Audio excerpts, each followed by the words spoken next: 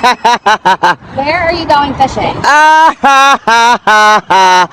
Yeah, yeah, come on, come on.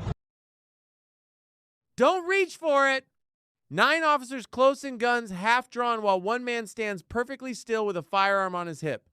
It's broad daylight. In a busy parking lot, Marcus Hale, 34, isn't running, isn't shouting. He's just standing there, surrounded as people start pulling out their phones. The problem? He refuses to show ID. Calmly, repeatedly.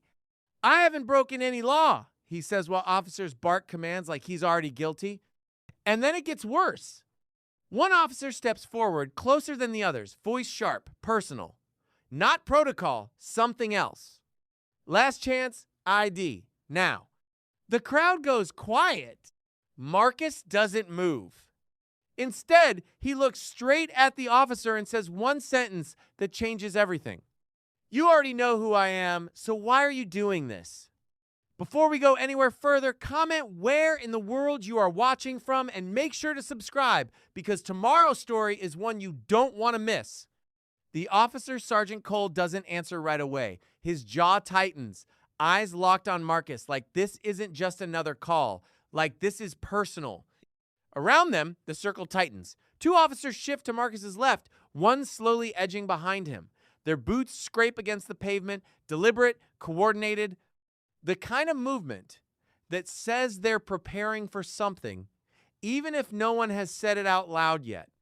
Hands where I can see them, one officer repeats, louder this time.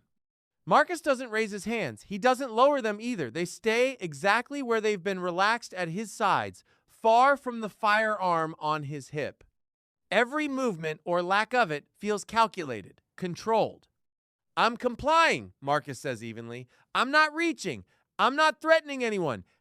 A few feet away, someone in the growing crowd mutters, "He's not even moving!" Another voice cuts in. Why are there so many of them?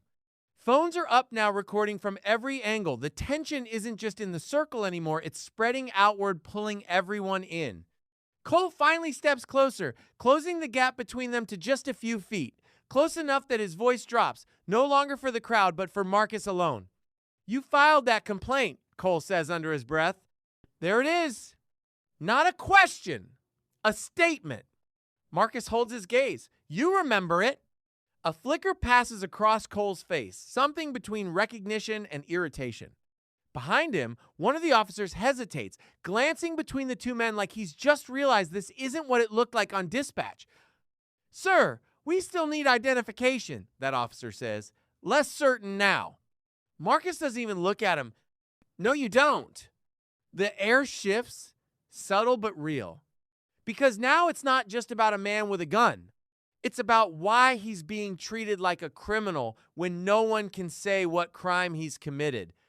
Cole straightens slightly, voice rising again so everyone can hear. Last warning, identify yourself or we take it further. Marcus exhales slowly, then shakes his head. Then you're going to have to explain right here on camera what law you think I broke. And for the first time, one of the officers behind Cole doesn't move forward. He takes a step back.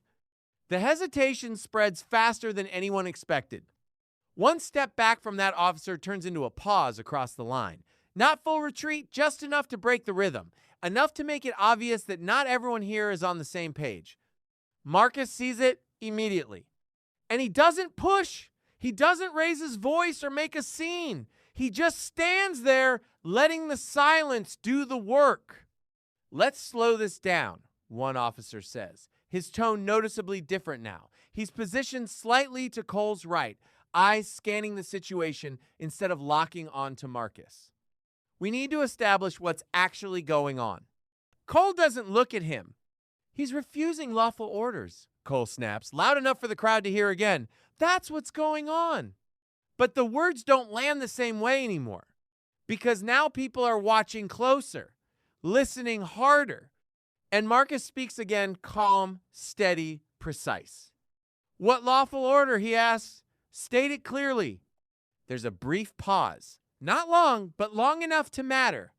Cole steps forward again, trying to reclaim control of the moment. Identification during an active investigation. Marcus tilts his head slightly. What investigation? No one answers. A few feet behind the officers, someone in the crowd says it out loud what everyone's starting to think. They don't have anything on him. Phones shift, zooming in, capturing faces now, capturing hesitation. The officer who spoke earlier, still uneasy, tries again. Sergeant, we were dispatched for a man with a firearm but open carry. Cole cuts him off sharply. I know what open carry is. But that's the problem. He does know. And so does Marcus. That call doesn't make me a suspect, Marcus says, his voice still controlled but firmer now. It doesn't give you grounds to demand ID. You need reasonable suspicion of a crime. What crime? Another pause. Longer this time. One officer glances at another. A subtle shake of the head. They're communicating without words now. And it's not in Cole's favor. The crowd feels it too. The energy shifts from tension to scrutiny. Marcus takes a slow breath. I'm not resisting anything. I'm standing here. You approached me. So either tell me what law I broke or stop pretending this is something it's not. Cole's expression hardens, but there's something else under it now, pressure. Because this isn't just between him and Marcus anymore. It's being recorded. It's being questioned. And his own team is starting to hesitate. Then Cole leans in slightly, voice dropping again, tight, controlled, and no longer for the crowd. You think this is about the law? He says. And this time, Marcus doesn't answer right away. Because now, it's clear. This was never just about the law. The shift happens in an instant, and everyone feels it. Two officers move at once, circling behind Marcus like they've just been given a silent signal. Their boots scrape against the pavement, closing distance, tightening angles. It's controlled, but it's deliberate. Marcus turns his head just enough to track them, not panicked aware. Don't do that, he says, louder now. You're trying to force a reaction. The words hit harder than the movement itself. A few people in the crowd react immediately. Yo, he's right, someone shouts. Another voice cuts through. He hasn't moved this whole time. Phones tilt, zoom, refocus every angle, now capturing the officers closing in on a man who still hasn't touched his weapon. Cole ignores the noise. Turn around, he orders. Hands behind your back. There it is. Not a request, not a question. A command that changes everything. Marcus doesn't move. I'm not under arrest, he says, clear and steady, and you don't have grounds to detain me. Cole steps closer again, frustration bleeding through now. You're obstructing by standing still? Marcus cuts in. By not answering questions I'm not legally required to answer? That lands. Hard. Because one of the officers, same one from before, shifts uncomfortably and mutters just loud enough for nearby cameras to catch it. We don't have probable cause. The words hang in the air like a crack in the entire situation. For a split second, no one moves. Then the crowd reacts louder this time. Say that again, someone yells. You hear your own officer? Cole's head snaps toward him, eyes sharp, but the damage is already done. Now, it's not just Marcus questioning authority. It's coming from inside the line. Marcus takes a slow breath, keeping his voice controlled. This is exactly what I was talking about, he says. You're escalating without cause. You're trying to make this something it isn't. More phones go up. Someone nearby announces they're live streaming. Comments start pouring in, voices from outside the scene, now feeding into the pressure building on the ground. Cole looks around briefly, not at Marcus, but at everything else. The cameras, the crowd, his own officers. And then he reaches for his radio. Dispatch, he says, voice tight. Confirm prior contact record on Marcus Hale and flag him. Marcus's eyes narrow slightly for the first time. You're trying to build a case, he says, right now, on the spot. Cole doesn't respond. He just waits for dispatch to answer. And suddenly, everything depends on what comes back through that radio.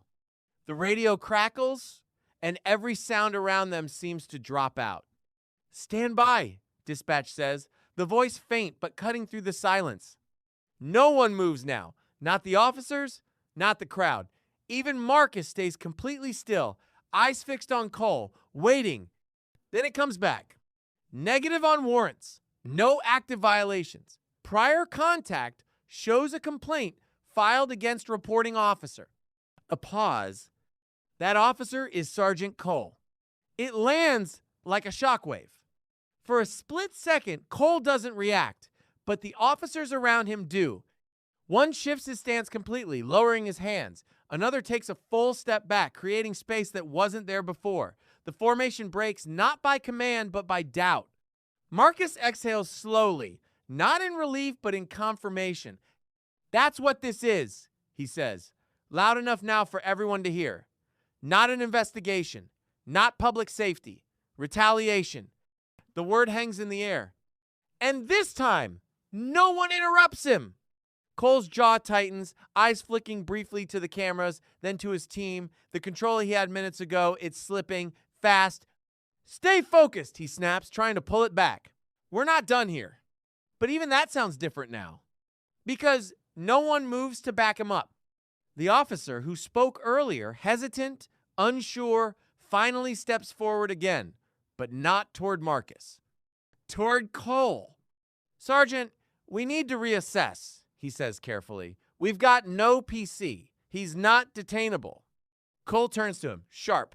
You're questioning my call? I'm following policy, the officer replies. Steady this time. That's the moment everything shifts.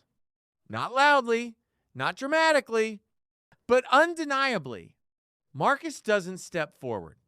He doesn't press. He just stands there, letting the truth settle into the space that used to be filled with commands. This ends one of two ways, Marcus says calmly. You either follow the law, or every single person here watches you ignore it. The crowd is silent now, but focused. Every phone locked in. Cole looks around again. At his officers, at the people recording, at the reality closing in from every direction. And then one officer breaks completely from the line, lowering his stance and stepping back. Sergeant, we need to disengage. This time, no one counters it. All eyes go to Cole. And for the first time since this started, he doesn't answer. For a long moment, no one speaks. Cole stands there, caught between command and collapse, his authority hanging in the air with nowhere to land. The silence isn't empty anymore. It's heavy, measured, final. Then he exhales. Not loudly, not dramatically, just enough to signal what comes next. Clear the scene, he says. It's quiet, controlled, but it's a retreat. One by one, the officers step back. Not in formation this time. Not as a unit, just individuals creating distance, physically separating themselves from the situation and from him. No one reaches for Marcus, no one repeats commands, because there's nothing left to justify the circle that once trapped him opens slowly at first, then completely. The same space that felt tight and aggressive just minutes ago is now emptying out, leaving Marcus exactly where he started, still, calm, untouched. The crowd reacts in waves, not cheering, not chaos, just a low, stunned realization of what they've just witnessed. Marcus finally moves. Not toward anyone, not away in a rush. He just takes a single step forward, rolling his shoulders slightly, releasing tension he never showed.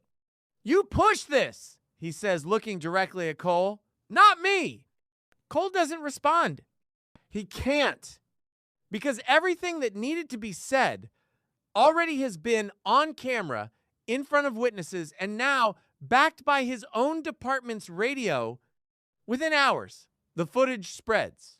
Every angle, every word. The moment dispatch names Cole, the hesitation, the withdrawal. It doesn't stay local. It becomes a conversation far beyond that parking lot. The department responds quickly. An internal review is opened. Not quietly, not internally publicly acknowledged. Cole is placed on administrative leave, pending investigation into misconduct and abuse of authority. Inside the department, it hits harder. Officers who were on scene are pulled in for statements. Some stand by their hesitation. Others are forced to explain why they didn't step in sooner. The unity that existed on that line fractures under scrutiny. And Marcus? He doesn't go on a press tour. He doesn't chase attention. He goes back to his life. But it's not the same, because now his name is attached to something bigger than a single moment. Not as a victim, not as a headline, but as proof that knowing the law and standing on it without backing down can shift an entire situation. The final image lingers. An empty parking lot. No sirens, no commands, no circle of authority, just the space where 9 officers once stood and one man refused to be pushed past his rights, and his voice, steady and unshaken, echoes over it. Knowing your rights doesn't make you dangerous. It makes you prepared.